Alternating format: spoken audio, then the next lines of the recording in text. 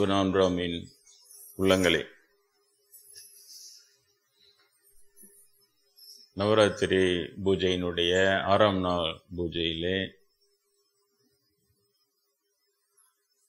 மகாலட்சுமி தேவியை பூஜை செய்து அவள் அருளை பெறுவதற்காக இங்கு குழுமி இருக்கிறோம்.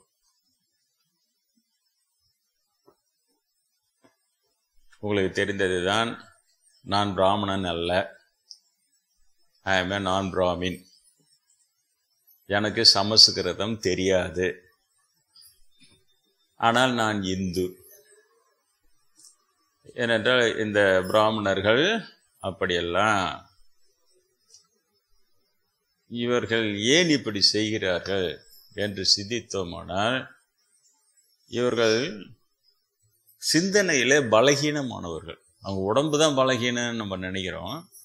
அவங்க மனதில் ஆழமாக சிந்திப்பதிலும் அந்த சிந்தித்து செயல்படுவதிலும் இவர்கள் பலகீனமானவர்கள். அதனால என்ன சொல்கிறார்கள்? இப்போ நாம் சொல்லுகிறோம், அன்பே சிவம், உயிரிலிடத்தில் அன்பாயிரு அப்படின்னு சொல்லிட்டா நம்ம போயிடலாம். அதுக்கப்புறம் நாம் என்ன செய்வோம்னா, பொதுவாக நாம் அன்பாக இருக்கிறோமா இல்லையா? உண்மையிலேயே ஆர்வம் உள்ளவர்கள். எங்கேயாவது ஒரு இடத்துல ஒரு பூனை வந்தால் போ அப்படி தட்டிட்டா கூட, அப்புறம் ஏன் நம்ம இப்படி தட்டினோம், அது என்ன பண்ணுச்சு, நம்ம கொஞ்சம் அன்பாக இருந்திருக்கலாமே, தெரியுதா? இப்படி சிந்தித்து நாம் திருத்தி கொண்டு சரிப்படுத்தி கொண்டு முன்னேறுவோம். இது ஏன்னா நமக்கு அதற்கான பலம் இருக்கிறது. உள்ளத்திலே அந்த சிந்திக்கின்ற ஆற்றல், மனதிலே எண்ணி அதை முடிவெடுத்து செயல்படுத்துகின்ற ஆற்றல் இருக்கிறது.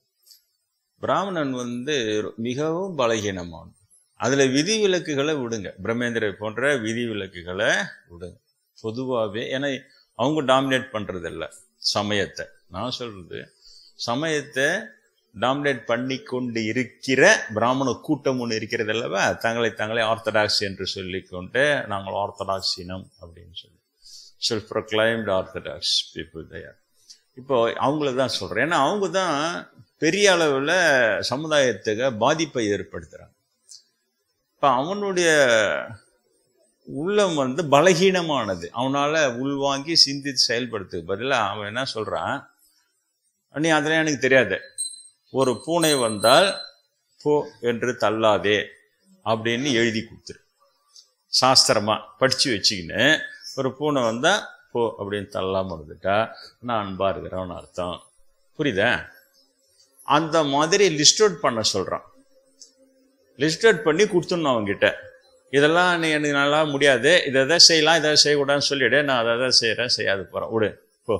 அது ஏன் அப்படி ஏற்படுகிறது அப்படின்ற, வாழ்க்கையில் ஒரு நிலையையும் நீ எல்லாத்தையுமே எழுதிட முடியாது. எல்லாத்தையுமே நீ வார்த்தையில் கொண்டு வந்துட முடியுமா? ஒரு மனிதனுடைய ஒரு வாழ்க்கையில் அவன் சந்திக்கிற நிகழ்வுகளும் அவன் நடந்து கொள்கிற விதங்களும் அவன் எண்ணுகின்ற எண்ணங்களையும் நீ எல்லாத்தையுமே எழுத்தில் கொண்டு வந்துட முடியுமா? முடியாது. ஆனால் அவன் அப்படி தான் கேட்குறான். அது பேர் தான் சாஸ்திரம். சாஸ்திர பிரகாரம் நான் செஞ்சுட்டு போயிடுறேன், எனக்கு எது தப்பு எது ரைட்லாம் சிந்திக்க முடியாது, அதனால் இப்படி பண்ணிடுன்னு ஒன்று. அதுதான் பலகீனம். இப்போ இந்த பலகீனமானவன் அதை கெட்டியாக பிடிக்கிறான், சாஸ்திரத்தை கெட்டியாக பிடிக்கிறான். பக்தியை கெட்டியாக பிடின்னா, சாஸ்திரம் பக்தின்னா என்ன, நீ சாஸ்திரம் எழுதி கொடுத்துட்டு அதை நான் கெட்டியாக பிடிச்சிக்கிறேன் அப்படின்ற. அப்போ ஒரு ஒரு சட்டத்திட்டம் இருக்கும். என்னன்னா, அவங்களுக்கு இந்த புண்ணியாதானம் செய்யும் போது அவங்க பிராமணர்கள் ஒரு எத்தனையோ 3-4 பிராமணர்ல 5 பிராமணர்ல அவங்களுக்கு புண்ணியாதானம் செஞ்சோன்னா அவங்களுக்கு சாப்பாடு போட்டு அவங்கள சாப்பிட வச்சுட்டு அதுக்கப்புறம் தான் அவங்க சாப்பிடணும் அப்படின்னு ஒரு சட்டம் வச்சிருப்பான். இவ்வளோதான். ஆனால் அந்த நேரத்தில் அவங்களுக்கு சாப்பாடு போடாமல் வேற யாருக்கும் சாப்பாடு கொடுக்கவும் கூடாது, வேற யாரையும் சாப்பிடவும் கூடாது. அப்படின்னா நேற்று உயிர் போகுதுன்னு ஒருத்தன் கேட்டான்னா அவனுக்கு நீ சாப்பாடு போட்டினா அவ்வளோதான் தப்பு, ஐயோ தப்பு. இதுதான் புரியுறத? அந்த இடத்துல அந்த மனம் என்பதும் சிந்தனை என்பதுதான் ஜெயிக்க வேண்டும். தெரியுதா? மனமும் சிந்தனையும் தான் ஜெயிக்க வேண்டும். சில பேர் என்ன பண்ணுவோம், நம்ம அந்த குழந்தைங்க நம்ம வீட்டு பசங்க செல்லம் கொடுத்து அது மாதிரி பண்ணி விட்றோம். பையன் கேட்குறான், அடம் முடிகிறான், என்ன பண்ணுறது அப்படின்னா அதுக்கெல்லாம் கிடையாது. அதனால தான் இதை வரையறுக்க முடியாது. இறைவனே என்ன சொல்றாங்க பெரியவங்க, என்னவென்று சொல்லுவேன் இலக்கணம் இல்லாததை. சித்தர்பாடலில் பாருங்க, அருமையா சொல்லுவாங்க, என்னவென்று சொல்லுவேன் இலக்கணம் இல்லாததை. இலக்கணப்படுத்தி எல்லாம் முடியவே முடியாது கடவுளை, அது இலக்கணம் கிடையாது. அதை சொல்லுவாங்க, என்னவென்று சொல்வேன் இலக்கணம் இல்லாது. இவன் பாப்பனுடைய பலகீனம், சிந்தித்து அவன் வாழணும். அப்படி வாழறதுக்கு பதிலாக லேசா இது செய்யாதன்னா அதெல்லாம் செஞ்சுட்டு செய்யாத போய் நேக்கிறோம், போ விடு. அப்போ அந்த சொல்லாத விஷயத்துல எல்லா அட்டுழியும் பண்ணிட்டு சாஸ்திரத்தில் ஒன்றும் அப்படி சொல்லலையே அப்படின்றது. இதுதான் நமக்கும் பிராமண வித்தியாசம். அதனால அந்த பிராமண சமுதாயம் ரொம்ப கெட்டு போயிடுச்சு. இப்போ ரொம்ப கெட்டு போயிடுச்சு. ஏன்னா அந்த முதல் காரணம் பிராமணன்ற வார்த்தையை திருடி போட்டுக்கிறது. அவங்க இந்தியாவில் நுழையும் போது அவங்க பேர் பிராமணன் கிடையாது. அங்கே யூத சமயத்தை நுழையும் போது அவங்க பேர் ரபீஸ் கிடையாது. அங்கே போன உடனே உயர்ந்த வார்த்தை எதுக்குதுன்னு அப்படியே பார்த்தா அதை பிடிங்கி போட்டுட்டு மற்றவங்கள அதை யூஸ் பண்ணாத பார்த்துட்ட உடனே அந்த பிராமணன்ற வார்த்தை அவனுடைய ஆயிட்டான், ஜாதி வார்த்தையா மாத்திட்டான். ஆனால் பிரம்மத்தை உணர்ந்தவன் தான் பிராமணன். அதுக்கு ஜாதியோ மதமோ கிடையாது, பிறப்பினால பிராமணன்லாம் கிடையாது. ஆனால் அவனை யாரு கேட்கறது? இதை ஒரே ஒருத்தர் எடுத்து போறான சத்திரியர் ராஜா விஸ்வாமித்திரர் கதை உங்களுக்கு எல்லாம் தெரியும். மேனா கிட்ட மயங்கினார்னு மட்டும் தான் காட்டுவான். ஆனால் அவர் ஒருத்தர் தான் பிறப்பினால் அல்ல பிராமணன். பிரம்மஞானம் யார் அடைந்தானோ அவனுடைய பிராமணன். அப்ப அந்த பிரம்மஞானம் அடைந்தவனை தீர்மானிக்கிறது யாரு? திரும்பவும் அந்த எந்த இடத்துல மிஸ் ஆகுதுன்னா, ஆன்மீகன்றது உலகியல் தீர்மானங்கள் இருக்குல்ல, நம்முடைய சிற்றறிவை வச்சு இப்படின்னு தீர்மானிக்கிறது ஒரு அளவு தான். இது நம்ம ஒரு லிமிட்டெட் கான்செப்ட். மனிதன் பிறவியோ உயிர்கள் பிறந்து வளர்ந்து வாழும்பொழுது நம்ம ஒரு லிமிட்டெட் கான்செப்ட். நம்ம ஒரு அன்லிமிட்டடோ இல்லை ஆம்னி பொட்டன்ட்லாம் சொல்றாங்க, அதெல்லாம் கிடையாது நம்ம. அப்போ இதனால தான் இதுக்கு பேர் சிற்றறிவுன்னு பேர் வச்சான். இந்த சிற்றறிவுல ஆணவம் கண்மம் மாயம் மூலம் கலந்து இருக்கோன்ட்டான். ஏன்னா அது கலந்து இருந்தாதான் எல்லாம். மயக்கமே இல்லைன்னா ஆணு பெண்ணையும் பெண்ணு ஆணையோ பார்த்து மயங்கலைன்னா அவங்களுக்கு எங்க குழந்தை பிறகுறது, எங்க வம்ச விருத்தி அடையிறது. அதனால இதெல்லாம் அதுல இருக்கதான் செய்யும். புரிகிறதா? ஆனா இதையெல்லாம் கடந்தது தான், அதனாலதான் கடவுள். சரிதா? கடந்தது தான் கடவுள். அப்ப அந்த கடந்த நிலையில இருக்கிற உண்மைகளை கடக்காத நிலையில இருக்கிற மனிதன் எப்படி தீர்மானிக்க முடியும்? அவன் திரும்ப முயற்சி செய்து அதை டிஃபைன் பண்ணவே பார்க்கறான், அதை தீர்மானிக்கவே பார்க்கறான், ஒரு வரையறைக்குள்ள கொண்டு இதான் அப்படின்னு நிச்சயப்படுத்தவே பார்க்கறான். ஆனா தோத்துதான் போறான். ஏன்னா எப்படி பார்த்தாலும் இவன் அந்த பேரறிவு என்கின்ற பெரிய பரம்பொருளை தெரிந்து கொள்ளாதவன். தெரிந்து கொள்ளாமலேயே அனுமானித்து ஏற்கனவே தெரிந்து கொண்டவர்கள் முருகப்பிரான் இப்படி இருக்கிறார்னு உடனே முருகப்பிரான் அப்படிங்கிறாரு. சித்தர்களுடைய முறை ஏற்கனவே தெரிந்து சொல்லி வைத்து போனவரும் அவங்க சீடர்கள் கிட்ட மட்டும் சொல்லிட்டு போங்க, நாங்கள் முருகர் எப்படிங்க வழிபடுற சொல்லுங்கன்னா. நீங்க பார்க்கலாம், சில முருகர் கோயில்ல அந்த பூஜை முடிஞ்ச உடனே அந்த இதுவெல்லாம் எடுத்து காட்டுவாங்க, ஆயுதம் எல்லாம் எடுத்து அந்த முருகருக்கு இப்படி காட்டுவாங்க. வேலாயுதம் வேல் காட்டுவாங்க, சுரிதகம் எல்லாம் காட்டுவாங்க. இதெல்லாம் எனக்கு தெரியவே தெரியாது. இது காட்டுறாங்க.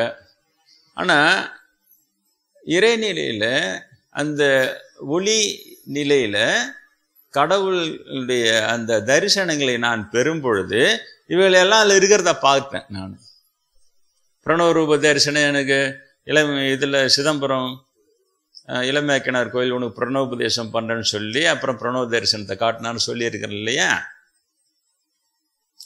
அந்த பிரணவ தரிசனத்தின் போது இதெல்லாம் இருக்குது. அந்த ஓம் என்ற தமிழ் எழுத்துல இந்த ஒருன்னா காட்டினார். எனக்கு பார்த்தா அந்த வேல் இருக்கிறது, சுரிதகம் இருக்கிறது, சேவர் கொடி இருக்குது பார்த்தேன். நான்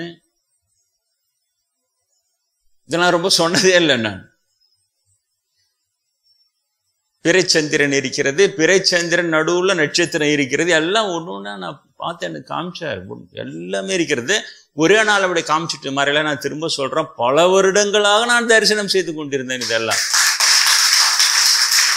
திடீர்னு ஒரு நாள் அப்படி காமிச்சிட்டு திடீர்னு மறைஞ்சு இல்லை, அதெல்லாம் பல வருடங்களாக. அடுத்தது இன்னொன்று உங்களுக்கு சொல்றேன். இந்த தரிசனங்கிறது கண்ண மூடினா அப்படியே கற்பனை பண்ணி பார்த்துட்டு நான் தரிசனம் போட்டேன், அப்படி கிடையாது. கனவுல காட்டுறதும் கிடையாது. திரும்ப திரும்ப என்னிடம் வருகிற நீங்கள் இதிலே எச்சரிக்கையாக இருங்கள். தரிசனம் என்பது நம்முடைய இந்த ஊனக்கண் இருக்கு இல்லையா, 2 கண்ணு புறக்கண்கள், இந்த கண்களினால் நேரடியாக பார்ப்பதுதான். சினிமாலாம் காட்டுறாங்கல்ல, அதுதான் தரிசனமே. நேரடியாக பார்ப்பதுதான் தரிசனம். இதை பிரம்மேந்திரரும் எழுதியிருக்கார். நம்முடைய ஊனக்கண்களுக்கே கடவுளை பார்க்கின்ற ஆற்றலை தருகிறான் இறைவன். அந்த ஆற்றல் எந்த கண்களுக்கு வருகிறதோ அவங்களால நேரடியாக இந்த ஊனக்கண்ணால அவங்க பார்க்கறது தான் தரிசனம். நீங்க நினைக்கிற மாதிரி கற்பனையில பார்க்கறது, கண்ணம்பூடி அப்படியே கற்பனை பண்ணிட்டு பார்த்துட்டான்றது கிடையாது. அதுதான் உண்மை. நான் பல வருடங்களா தரிசனம் செய்து கொண்டுதான். என்ன அர்த்தம்? போற கோயில்ல விளக்கு எரியுது, அந்த விளக்குல நான் பார்த்து நண்பர்கள் கேட்பாங்க, என்ன பார்த்து நிக்கிறீங்க, ஒரே விளக்கு தானே, நீங்க பார்த்தாலும் ரொம்ப நேரம் பார்த்து நிக்கிறீங்களேன்னுவாங்க. அப்ப ரொம்ப சொல்ல மாட்டான் அதெல்லாம். இல்லைங்க அப்படின்னு சொல்லிட்டு வந்துடுவேன். ஒரே ஒரு முறை மட்டும் முயற்சி செஞ்சான், அவங்களுக்கும் தெரியும் பொழுதுன்னு நினச்சிட்டேன் நான். அந்த என்னுடைய ரூம்மேட்டு வந்து முருகர் ஃபோட்டோ, கேலண்டர் ஃபோட்டோ மாட்டி வச்சிருந்தாரு கதுவுல. கேலண்டர் அது. நான் அப்படி போகும்போது வரும்போது அதை பார்த்துக்கினே போகிறேன். கூட நண்பர்கள் இருப்பாங்க எப்பவுமே என் கூட. ஒரு 5-6 பேர் அந்த குரூப் ஸ்டடீஸ்ன்னு கொஞ்சம் பலகீனமாக இருக்கிறவங்கெல்லாம் என் கூட இருப்பாங்க. அவங்களுக்கு சொல்லிக் கொடுப்பேன் டெய்லி 1 hour சப்ஜெக்ட். என்னோட கிளாஸ்மேட்ஸ் தான், நான் சொல்லிக் கொடுப்பேன். எல்லாரும் தேடிடுவாங்க. அதுவே ப்ராப்ளம் ஆகி போச்சு காலேஜில். இவர் சொல்லி கொடுக்குறாரு, இவர் கூட எல்லாரும் ஃபர்ஸ்ட் கிளாஸ் எடுக்கிறாங்க அப்படின்னு சொல்லிட்டு. அது மாதிரி ஒரு நண்பர்கள் கூட்டம் வச்சிருந்தேன் நான். அவங்களுக்கு பாடம் எடுக்கிறத விட இந்த ஆன்மீகம் சொல்றதுதான் நிறைய. நான் ஒரு ஆன்மீக சப்ஜெக்ட் ஆரம்பிச்சுன்னா இன்னொருத்தர் ஏன்பா கலரிட்டா ஒரு 1/2 மணி நேரம் பேசிட்டு தான் அப்புறம் நம்ம சப்ஜெக்டே வருவாரு அப்படின்னு நான் சொல்லுவேன். எல்லாம் கவலைப்படாதீங்க, இதை கேட்டுட்டு அப்புறம் நம்ம படிச்சோம்னா உடனடியே உங்களுக்கு அது மனசுல பதியும் சொல்லிட்டு உடனே அதை பத்தி விளக்கம் சொல்லுவோம்.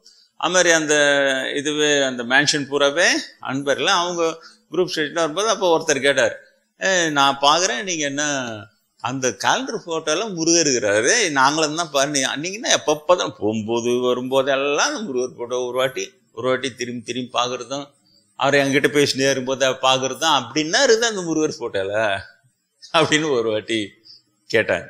இது ஆக்சுவலா முருகர் அருள் விளையாட்டு வகுப்புல தான் நான் எடுக்கணும். ஆனா அதெல்லாம் எங்க அதெல்லாம் காணாம போயிடும். அப்போ நான் வந்து சொன்னேன், இல்லை நான் பொம்பு வரும்போது முருகர் என்னை பார்த்து சிரிக்கிறாரு, அதுல இருக்கிற முருகர், அதனால நான் அதை பார்க்குறேன், முருகர் சிரிக்கிறத பார்க்குறேன், அதை விட என்ன நம்மளுக்கு பெரிய பாக்கியம். அப்போ அவங்க சொன்னாங்க, முருகர் சிரிக்கிறப்ப நாங்களாம் பார்க்கும்போது தெரியலையே அப்படின்ட்டு சொன்னாங்க. இல்லை, அந்த முருகர் ஃபோட்டோவில் இருக்கிற முருகருடைய முகம் உண்மையான முகமாக மாறுது, கண்கள்லாம் கூட அப்படியே ஒளிமயமான கண்களாக மாறுது, அப்படியே ஒரு புன்முறுவல் பூத்து சிரிக்கிறாரு. இப்போ நிறைய பேருக்கு புரிஞ்சிடுச்சு, முருகர் துதியில என்ன ஆரம்பிக்கிறோம், புன்முறுவல் பூக்கும் புனிதா போற்றி போற்றி. சுமணங்கட்ட நான் எழுதுனது இல்லை, அது சிதம்பரத்தில் பல வருடங்களாக அந்த கேலண்டர் முருகர் என்னை பார்த்த புன்முறுவல் பூத்ததை தான் நான் போற்றி எழுதி வச்சிருக்கேன், வேற ஒன்றும் கிடையாது. அப்போ அவங்க ஒன்னே சொன்னாங்க. ஆனால் அவங்க என்ன ரொம்ப டவுட் பட மாட்டாங்க, ஏன்னா நான் கரெக்டாக இருக்கிறேன், எல்லாம் தெரியும். நான் எங்களுக்கு ஏன் தெரியலன்னாங்க. இப்போ எனக்கு ஒரு யோசனை வந்தது, ஏன் இவங்களுக்கு ஏன் தெரியல, சரி ஒன்று பண்ணுங்க, நான் கொஞ்ச நேரம் பார்த்துட்டே இருக்கும்போது முருகர் முகம் நெஜ முகமா மாதிரி என்னை பார்த்து சிரிப்பாரு, அந்த நேரம் நீங்களும் கூடவே இருந்து பார்த்தீங்கன்னா உங்களுக்கு தெரிஞ்சிடும், நீங்களாம் முருகர் சிரிக்கிறாங்க. எல்லாம் ஒரே குஷி, ஒரு 3-4 பேர் உடனே நின்றுனாங்க. உடனே கொஞ்ச நேரம் நான் அந்த ஃபோட்டோயை பார்த்து வந்தோடனே, நீ எப்பவும் போல முருகர் மெதுவா அந்த கண்ணுலாம் நெஜ கண்ணா மாதிரி மெதுவா என்னை பார்த்து சிரிக்கிறாரு. சொன்னப்பார் சிரிக்கிறா இருப்பாருன்றான், தெரியல என்ன சொல்றீங்கன்றான். சிரிக்கிறாரு என்ன உங்களுக்கு தெரியல, நான் பார்க்கும்போது என்னை பார்த்து சிரிக்கிறாரு, அப்ப நீங்க பார்க்கும்போது உங்களுக்கு தெரியணும் இல்லைன்ற அவங்கள இல்லையன்னு என்ன தெரியலன்றங்க, இது சிரிக்கிறாரு. அது ஒரு அனுபவம் எனக்கு. ரொம்ப நேரம் ட்ரை பண்றேன். அப்பதான் எனக்கு புரிஞ்சுது இது வேற ஏதோ ஒரு விஷயம். புரியுதா? முருகர் அந்த அதே போட்டோல முருகர் நம்ம பார்த்து சிரிக்கும் போது நம்ம கண்ணுக்கு தெரிகிறாரு, ஆனா இவங்க கண்ணுக்கு தெரியல. அது ஒரு புது பாடம் எனக்கு. அதற்கு பிறகுதான் பல வருடங்களுக்கு பிறகு பிரம்மேந்திரிட்ட போய் நான் பாடம் படிக்கும் பொழுது அப்பதான் நான் இதெல்லாம் ஒரு புத்தகத்துல எழுதி கொடுத்தேன் சார் பிரம்மேந்திர குருநாதர்கிட்ட. திவ்ய திருஷ்டி அப்படின்னு ஒரு தலைப்பு கொடுத்து ஒரு ஆங்கில புத்தகம் எழுதினேன். சின்னதா ஒரு அனுபவத்தையும் தொகுத்து படம் வரைஞ்சி கம்ப்யூட்டர்ல இந்த மாதிரி இருக்கும் அப்படின்னு சொல்லிட்டு கொடுத்தேன். அவர்கிட்ட ஆசீர்வாதம் வாங்க, அந்த புத்தகம் வெளியேறதுக்கு முன்னால குரு கிட்ட கூட்ட ஆசீர்வாதம் வாங்கணும் அப்படின்னு சொல்லிட்டு முன்னே நம்ம வெளியிட்டிருக்கோம். இப்ப கூட இருக்கும் சதாசிவ பிரம்மம் நாடகம் புஸ்தகம். அப்ப குரு கிட்ட கொடுத்தோன்னா அவர் என்ன கைப்பட எழுதினார். அந்த கைப்பட எழுதுனதே தான் அந்த ஃப்ரண்ட் பேஜ்ல போட்டுக்கிறோம். கடவுளை நாட அகம், இது உங்களிடம் இருக்கிறது, வாழ்த்துகிறேன் சதாசிவ பிரம்மம். இருக்குதா இல்லையா? பாருங்க. ஏன்னா இவங்க கேட்கறானுங்களா, சர்டிஃபிகேட் கேட்கறானுங்கல்ல, யார் உன்னை சொன்னதோ யார் உன்னை ஒத்துக்காண்ட கேட்காக்கா நீயா சொல்லிக்கிறியா பாப்ப. நான் அழுகி போன மூளை. ஒருத்தர் ஒரு உயர்ந்த அனுபவத்தை சொன்னோன்னு எனக்கெல்லாம் ஆர்வம் வருது. அவர்கிட்ட போய் நம்ம தெரிஞ்சுக்க முடியுமான்னு பாக்குறேன். நான் எப்படி பக்குவப்படணும். பிரம்மேந்திரன் தன் முற்பிறவிலாம் சொன்னார், அவ்வளவு சந்தோஷமா இருந்தது. கீரல் கூட சந்தேகம்லாம் வரல. ஏன்? நம்ம பொசிஷன் நம்ம தெரிஞ்சு வச்சுக்கிறோம். நமக்கு தெரியல, அவருக்கு தெரியுது. அவர் சொல்லும் போது கத்துக்கிறதுக்கு தான் இருக்கு. நம்ம தவிர நீ இன்னொடா கொடையிறது, நீ இன்னும் தொடரோடா, நீயா சொல்லிக்கிறா, நானே தான் சொல்லிக்கணும். அதை இப்ப முருகரை காட்டினா அவங்களுக்கு தெரியலையே, பாருன்னா அவங்களுக்கு தெரியலையே. வருஷக்கணக்கில் பாக்குறேன். அதனாலதான் அவங்களுக்கு சந்தேகம் 4 வருஷம் படிப்பு இல்லையா, அவங்களே சந்தேகம் எப்ப பார்த்தாலும் நானுங்களும் பாக்குறேன். நீங்க 9 வரும்போலாம் அந்த கதவை கிராஸ் பண்ணும்போது அந்த காலண்டர்ல முருகர் இருக்கிறாரு. ஒரு வாட்டி பார்த்து கும்பிட்டா சரியில்லை, 2 வாட்டி பார்க்கலாம். எப்ப பார்த்தாலும் 9 வரும்போலாம் அப்படி பார்த்துட்டு வரீங்க அப்படியே பேசினே என்கிட்ட. அப்போ திரும்பி பாக்குறீங்க, என்னதான் பாக்குறீங்கன்னு கேட்டேன். தெரியுதா? ஆனா எனக்கு அது ஒரு பாடம் அப்செட் ஆகுது. அப்புறம் நானே முயன்றேன். நல்ல நண்பர்கள் அவங்க என்ன சந்தேகப்படுறவங்கல்ல, அவங்களே காட்ட முடியலையே. இந்த பொய் புசுக்கு அழுகி போன பாப்பானுக்காக எதையும் நிரூபிக்க முடியுன்றீங்க? முடியவே முடியாது. புரியுதா? எத்தனை அடியாரில் இவனுக்கு வீணாக்கணானுங்கன்னு தெரியல. இந்த மாதிரி குறு கேள்வி கேட்டு பெரிய அறிவாளிக்கு மாதிரியே கேட்டு இவனுக்கு வீணாக்கணாங்கன்னு தெரியல. நாத்திகவாதிகள் கேட்கலாம் சார், எனக்கு கோபமே வரமாட்டேன். ஏன்னா அவன் எல்லாருமே சந்தேகப்படுவான். நீ சமயோஜித ஆத்திகம் பாப்பார பொய் பூசுக்குங்களை சொல்றதெல்லாம் நம்புறது. நான் பிராமினா இருந்தா அவங்க சொல்ற உண்மை எல்லாமே நக்கல் அடிக்கிறது. என்னது இது? பாவம். புரியுதா? பாப்பார பாவம், படுபாவிகள் அவர்கள் அந்த பாவத்தின் விளைவை அவங்க அனுபவிச்சுதான் தீர்வாங்க. ஆனா அது எப்பெல்லாம் எனக்கு தெரியாது. பாவம் பழுத்து பலன் அளிக்காத வரை அது இன்பமாகத்தான் தோன்றும். புத்தர் பாடம் தெரியுதா? ஆனால் அது பலன் அளிக்கும் பொழுது மிகவும் கொடிய துன்பத்தை தரும். அதனால் பாவம் செய்யாதேன்னு சொல்றாரு புத்தர். இன்னும் செய்யறது இந்த படுபாவங்க இறையொருள் பெற்றவங்க. நானே இன்னும் வரவே இல்லை. கல்லூரியில படிச்சது அந்த எத்தனை வயசுல, என்ன இப்ப 60 வயசுல 50 வயசுல சொல்றேன் நான், அவ்வளவு வருஷம் கழிச்சு. அதை நக்கல் அடிச்சு என்ன ஆக போகுது? தெரியுதா? நீங்கள் தெரிந்து கொள்ளுங்கள். அப்பதான் புரிஞ்சுது. அப்பதான் அதுக்கப்புறம் தான் குருநாதர்கிட்ட பாடம் படிக்கும் போது அவர் தான் சொன்னார். அந்த புத்தகம் எழுதி கொடுத்தேன். அப்ப திவ்ய திருஷ்டின்ற அந்த பேரை அவர் என்ன சொன்னாரு, சூப்பர் லுக் ஆஃப் எ யோகின்னு பேர் வச்சாரு குரு. அதுக்கு சூப்பர் லுக் ஆஃப் எ யோகின்னு பேர் வச்சார். ஏன்னா தான் சொன்னாரு, யோகியர்களுடைய கண்களுக்கு ஒரு பிரத்யேக ஆற்றல் கொடுப்பாங்க கடவுள். அந்த ஊனக்கண்களாலேயே புறக்கண்களாலேயே பார்க்கறது தான் தரிசனமே தவிர கற்பனையாவோ வேற ஏதோ ஒரு இதுல பார்க்கறதுலாம் இல்லை சொல்லிட்டு அதுதான் சூப்பர் லுக் ஆஃப். நம்ம பார்க்கறதே சாதாரணமா லுக்கு. ஆனா சூப்பர் லுக்குன்றது கடவுளை பார்க்கிற அளவிற்கு ஆற்றல் தந்து அந்த ஆற்றல் மூலமாக அந்த கடவுளை பார்ப்பது. நான் எதுக்காக இன்னை வகுப்புல இவ்வளவு சொல்றேன் புரிகிறதா? இன்னை வகுப்பினுடைய தலைப்பு என்ன? விளக்கொலியில் கஜலட்சுமியாய் காட்சி தந்தருளிய மகாலட்சுமி தேவி. அதுக்கு பிறகுதான் ஒரு கடவுளினுடைய திருவுருவத்திலையும் ஒவ்வொரு தரிசனம் எனக்கு கிடைக்க ஆரம்பிச்சது. அதற்கு பிறகு ஐந்து முக பெருமானான விநாயகர் பெருமான் அந்த 5 புள்ளிகளை காண்பிக்கவும் அதையும் பல காலம் தரிசனம் செய்து கொண்டு இருந்தேன். பிறகுதான் இங்கு உங்களுக்கு எல்லாமே கல்லூரியில படிக்கும் பொழுதே அதெல்லாம் ஆரம்பிச்சிடுச்சு. அவங்க தெரிவு பண்ணிடுறாங்க இல்லையா, நீ எனக்கு கனவுல சித்தர் சொன்னான்னு கூட சொன்னாலே, இந்த உலக படிப்பு உனக்கு உதவாது, துறவு மேற்கொண்டு சொன்னார் ஒரு சித்தர் கனவுல. இருந்தாலும் இந்த படிப்பை முடிச்சுட்டு வரேன்னா, சரி உனக்கு படிப்பு மேல ஆசை இருக்குது, பரவாயில்ல முடிச்சுட்டு வான்னு நான் அவரை நமஸ்காரம் பண்றேன். அவரு காலை எடுத்து என் முதுகு மேல வைக்கிறாரு. உடனே அந்த உடம்பு என்னுடைய அந்த சூட்சுமம் அப்படியே அந்த இடத்துல அப்படியே மிதக்குது. அந்த மாதிரி ஒரு கனவு வந்தது. அதே மாதிரி தான் உலக படிப்பு BE தான் படித்தேன், சிவில் இன்ஜினியரிங் படித்தேன். உங்களுக்கு நிறைய பேருக்கு தெரியும், நான் gold medalist, university rank holder. ஆனால் இப்போ என்ன யூஸ் ஆகுது? இந்த கட்டடம் கட்டுறதுக்கு அந்த கட்டடம் அதை வச்சு நான் என்ன சம்பாரிச்சேன்னா ஒன்றும் கிடையாது.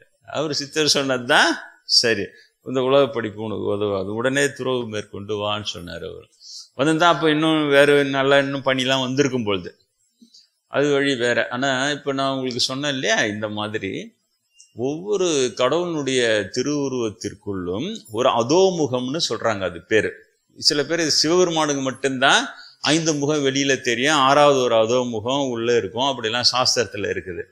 ஒவ்வொரு கடவுளின் திருவுருவத்தின் பின்னாலும் ஒரு அதோமுகம் இருக்கிறது.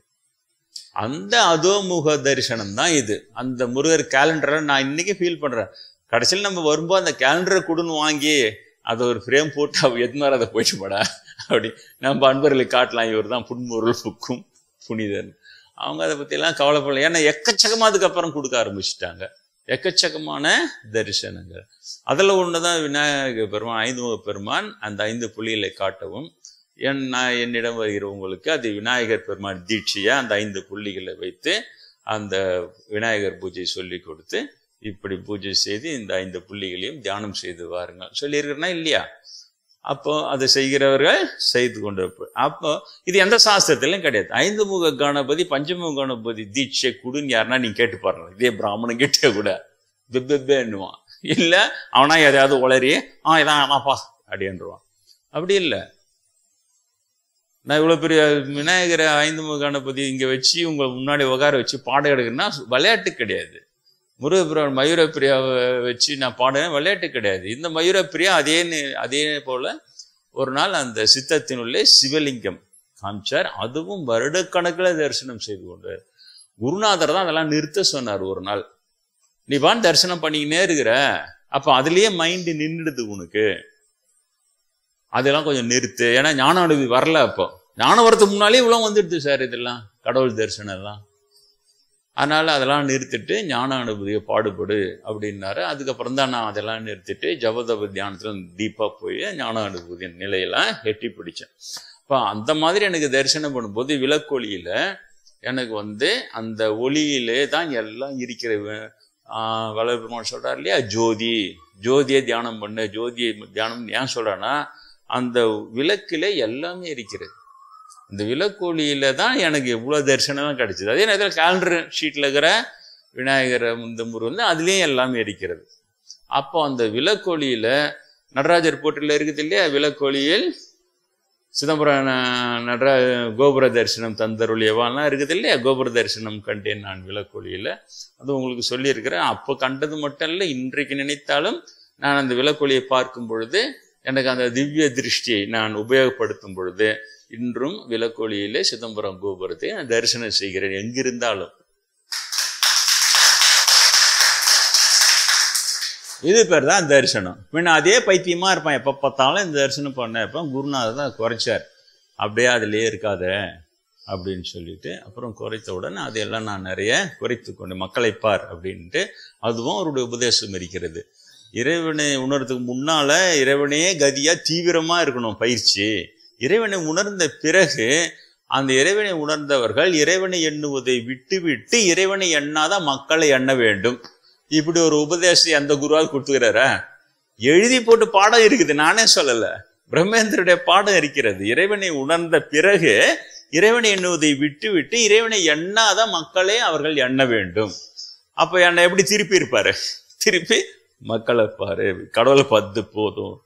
அதான் முருகரும் சொன்னார். நீ இப்படியே இருந்தீன்னா அந்த நடராபிஷேகம் கெடுத்தோன்னு அப்செட் ஆயிருந்தல்ல, அப்போ தீவிர தியானத்தில் இருக்கும்போது அப்போதான் இப்படியே இருந்தால் என்கிட்ட வந்து சேர்ந்துருவேன், செய்ய வேண்டிய பணி நிறைய இருக்கிறது, அதனால எல்லாத்தையும் குறைச்சிக்கும். தீவிரத்தை குறைச்சவரே முருகப்பெருமான் தான். அது ஏன் நக்கல் அடிப்பான் பாப்பானுக்கு அது வேலையே கிடையாது. அந்த நக்கல் அடிக்கிற நேரம் அவன் வந்து எதனா ஜபம் பண்ணலாம். அந்த நக்கல் அடிக்கிற நேரம் வீணாக்காம அவன் ஏதாவது கடவுளை வந்து தியானம் பண்ணலாம். அது கிடையாது, அவனுக்கு அந்த நோக்கமே கிடையாது. கடவுள் சாமி பூமியெல்லாம் வெறும் பழைக்கிறதுக்கு அவனுக்கு கிடைச்சிருக்கிற வாய்ப்பு. அதை வச்சு ஒரு சடங்கு சம்பிரதாயம் வச்சு பண்ணிக்கோ. சமஸ்கிருதம் மற்றவன் சொல்லி கொடுக்காம அவன் மட்டும் தெரிஞ்சவனா இருந்தால் தான் அவன்கிட்ட அவனை மட்டும் டிபெண்ட் பண்ணியிருப்பாங்க. இந்த மாதிரி அவன் அதனால அவனுக்கு எந்த பக்குவமே இருக்காது. நான் கூட பிரம்மேந்திரர்கிட்ட இருக்கிற மற்ற பிராமன்லாம் இப்படியே பாதியாவது இருப்பாங்க, சாமியில பாதியாவது இவங்க பக்குவம் இருக்கும் அப்படின்னு நினைப்பேன். பிரம்மேந்திரத்தை போட்டு வச்சாரு. ஆனால் ஒருத்தங்க கூட ஒன்று கூட உருப்படல அப்படின்ட்டு நீயாவது நான் சொல்றதுக்கெல்லாம் அவங்களுக்குலாம் சேராதுன்னு சொல்லி அவங்களெல்லாம் சேர்க்காம தான் தனியாக வளர்த்துறேன். ஆன்மீகன்றது திரும்ப தெரிந்து கொள்ளுங்கள்.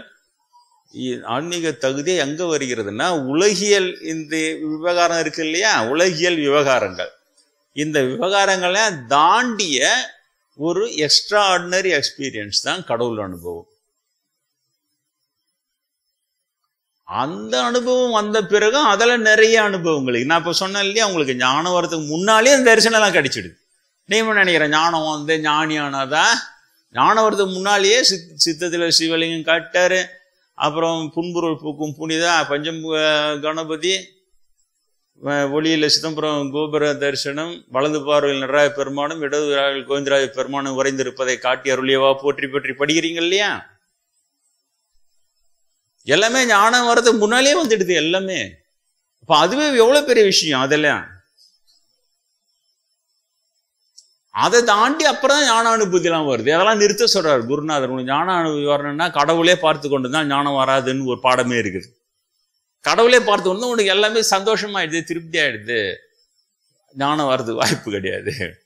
கடவுள் தரிசனத்தை நிறுத்திட்டா தான் ஞான அனுபவம் வரும். இவ்வளவும் அவங்க அவ்வளோ டீப்பா இருக்கிறாங்க, அது சப்ஜெக்ட்ல ஊறி இருக்கிறாங்க பிரம்மஞானிங்க. என்னோட அதிர்ஷ்டம் அவர் இருக்காரு, நானும் போறேன், எனக்கு அவ்வளவு சொல்லி கொடுத்து வளர்க்குறாரு. பாடெல்லாம் இன்னும் அப்படியே தான் இருக்குது. ஒரு பாப்பம் கூட தேரலன்னா அதுக்கு நான் என்ன பண்ணுவேன்? அவனுக்கு தேராத்துக்கு நம்மளை போட்டு காஞ்சா ரொம்ப நேரம் குருக்கிட்டேயும் பாடம் படிக்கணும், பாப்பாங்கிட்டேயும் மாட்டிக்கூடாது. அது ஒரு விதமான டான்ஸ் தான். அதை ஆடி ஜெயிச்சுட்டு ஓடியான்ட்டு அப்புறம் தான் ராமர்லாம் இங்கே கூட்டின்னு வந்துட்டாங்க.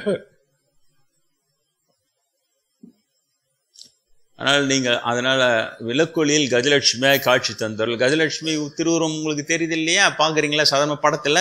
கஜம்னா யானை, ரெண்டு பக்கம் யானை மாலை வச்சிருக்கோம், நடுவில் மகாலட்சுமி உட்காந்து இருப்பாங்க இல்லையா. இது ரொம்ப பிரபலமே. எல்லாம் வீட்டு அந்த மெயின் வாசல் புடி மேலெல்லாம் கஜலட்சுமி உருவம் தான்.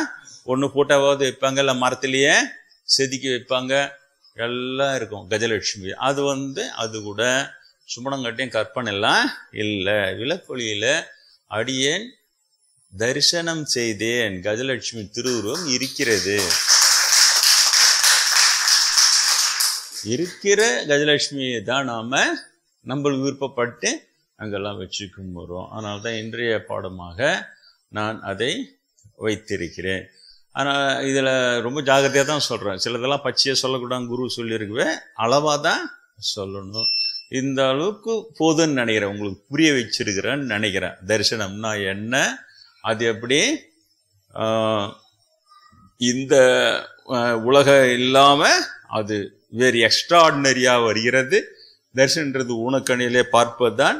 அது சூப்பர் லுக் ஆஃப் யோகி. அதனுடைய ஆற்றல் நாம் கடவுளை கும்பிட நம்மை நாமே திருத்தி கொள்ள கடவுள் அந்த கண்ணுக்கு தனி ஆற்றல் கொடுக்கிறான் கடவுள். அந்த கண்ணுக்கு ஆற்றல் பெற்ற அந்த ஊனக்கண்களினால் நேரடியாக பார்ப்பது தான் தரிசனம்.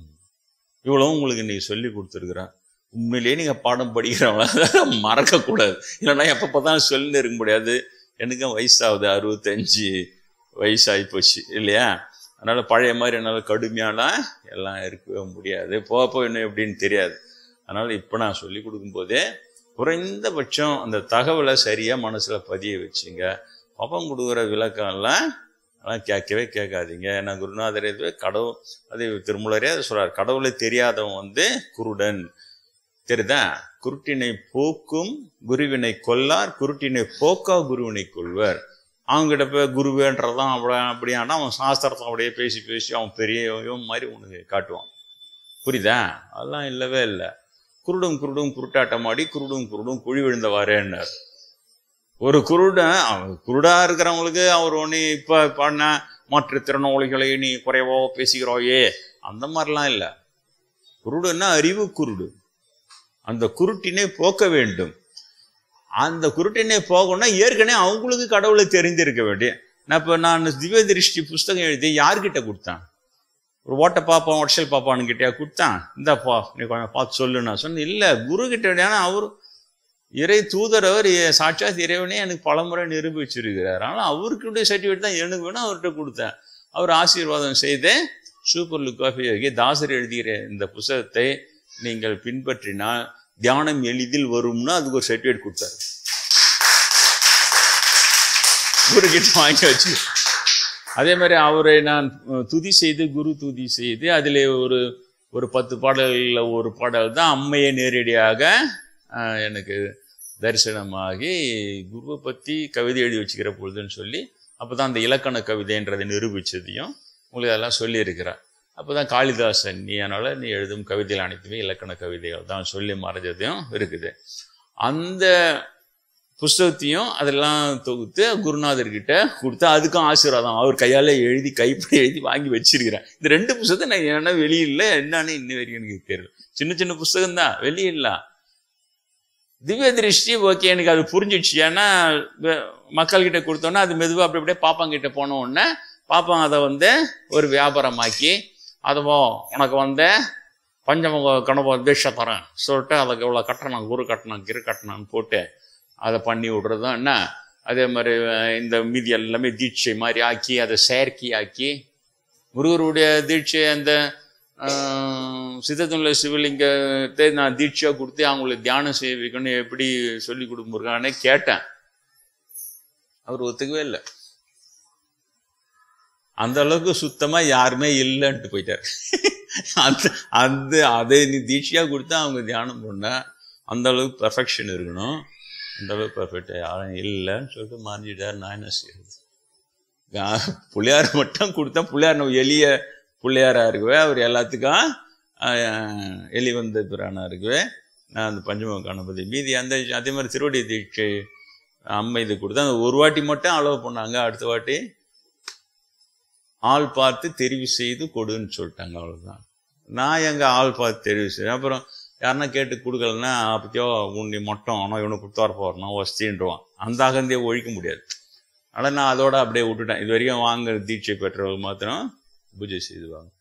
அதனால இன்றைய தினம் அடியனுக்கு கஜலட்சுமியாய் விளக்கொலியில் கஜலட்சுமியாய் காட்சி தந்தருடைய அம்மையை மகாலட்சுமி பூஜையை செய்து நாம் அவளுடைய அருளுக்கு பத்திரமாவோம்.